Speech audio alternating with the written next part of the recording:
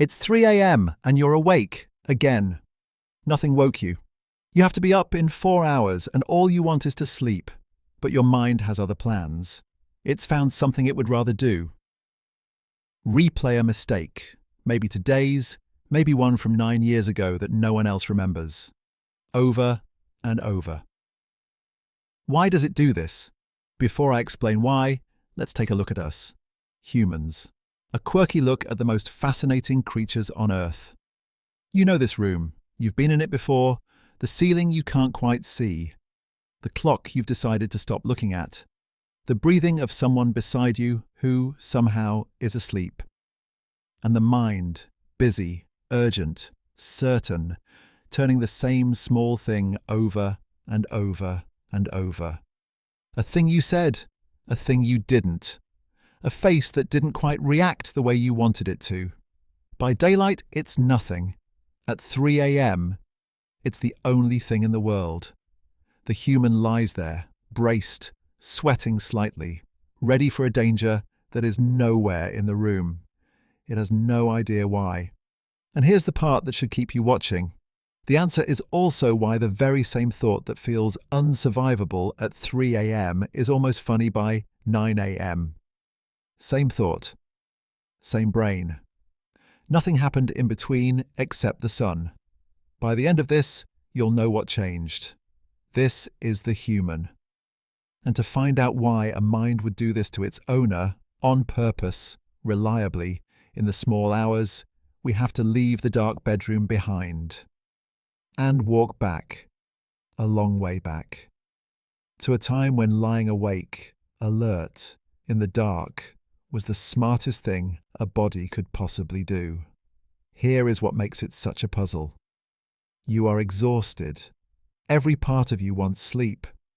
And yet some part of you has decided that now is the correct time to conduct a full review of every social misstep you have ever made. It is not a gentle review. It does not bring up the good things. It goes straight for the cringe, the rejection, the moment you'd give anything to take back. And it never picks something you can fix. It never wakes you at 3 a.m. with a plan. It wakes you with a memory. Something already over, already done, that no amount of lying there can change. So this is not a small glitch. Some version of this happens to almost everyone in almost every culture at almost exactly the same hour of the night. And a thing that universal, that precisely timed, is never an accident. It is built in. It comes from somewhere. So, that is our question. Why would a brain be designed to wake its owner in the dark, flood them with old shame, and refuse to let them sleep? What was that ever for? To find out, we have to go and watch the animal it used to be. And the animal it used to be was not lying in a warm bed, safe, with 4 hours till an alarm. It was lying in the dark, in the open, listening for the thing that wanted to eat it. So, let's go back together now. Past the bedrooms, past the cities, past the farms, to a small band of apes, asleep on the ground. In a world entirely without walls. The night is the dangerous time. This is when the things with better eyes come out. A sleeping animal in the open is a meal that hasn't noticed yet, and a band that all slept soundly. All night, every night, is a band that does not last. So the body solves it the only way it can. It will not let everyone sink all the way down, all at the same time. Through the night, it lifts individuals back up toward the surface, light asleep, eyes half ready, ears working, so that someone at any given hour is close enough to waking to catch the snapped twig.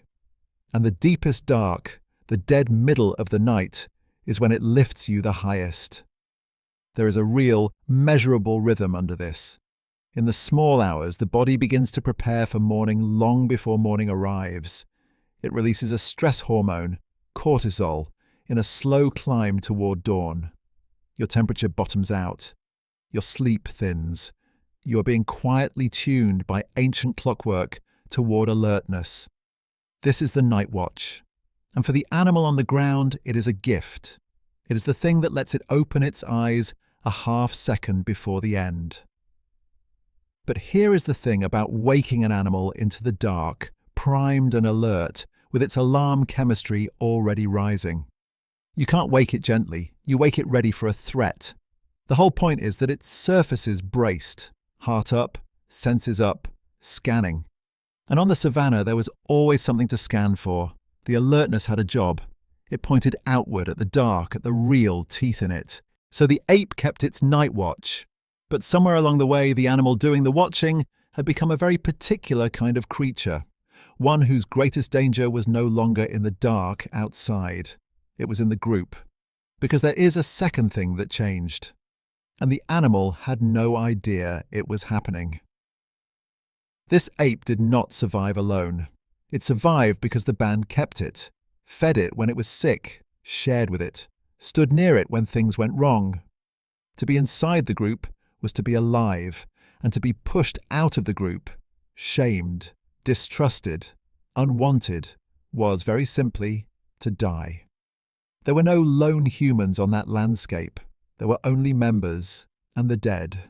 So the most important thing this animal could possibly track was no longer just the dark tree line. It was its own standing, what the others thought of it, whether it had, today, done something that might cost it its place. And the brain took this seriously, more seriously than almost anything. It built a system whose entire job was to monitor the social ledger. Did I offend? Did I overstep? Am I still safe with these people? A blunder in front of the band wasn't embarrassing. It was a genuine threat to survival, so the brain learned to flag it, hard, and to keep flagging it, to chew it over until it felt resolved. Now bring the two together. This is the join.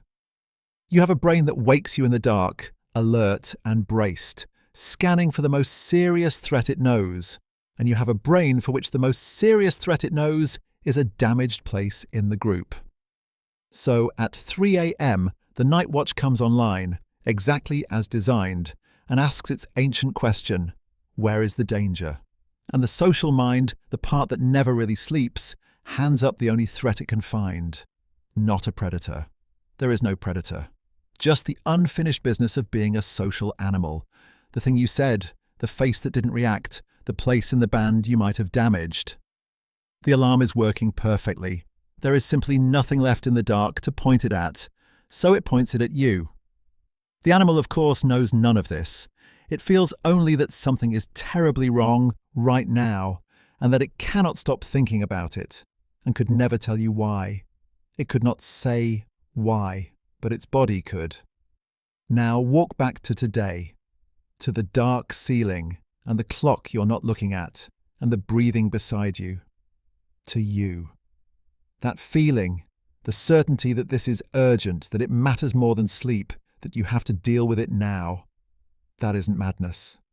That's the night watch, the same machinery that kept your ancestors alive in the open, lifting you toward the surface in the dangerous hours, switching your alarm on. And the old shame it serves up, the cringe, the 9-year-old mistake, that isn't your mind being cruel for no reason. That's the social ledger, the oldest survival tool a group animal owns, doing the one thing it was built to do, guard your place in the band. At 3 a.m, there is no band. There is no place to lose. But the system can't tell the difference between a tribe that could exile you and a meeting that went slightly badly. A threat to your standing is a threat to your standing. It rings the same bell. That's why the sun fixes it. By 9 a.m, the cortisol has peaked and turned. The light is back, the people are back, and the social mind can finally check the ledger against reality. And find that you are, in fact, still here. Still fed. Still kept. The threat was never real.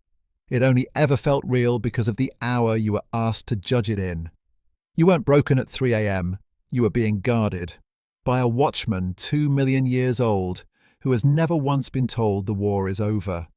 You just thought you couldn't sleep. You couldn't. Something very old was making sure of it. Eventually, it lets you go. The sky greys at the edges, the watchman stands down, and the human sinks, finally, into the sleep it wanted 4 hours ago. It wakes later, foggy, and can barely remember what the fuss was about.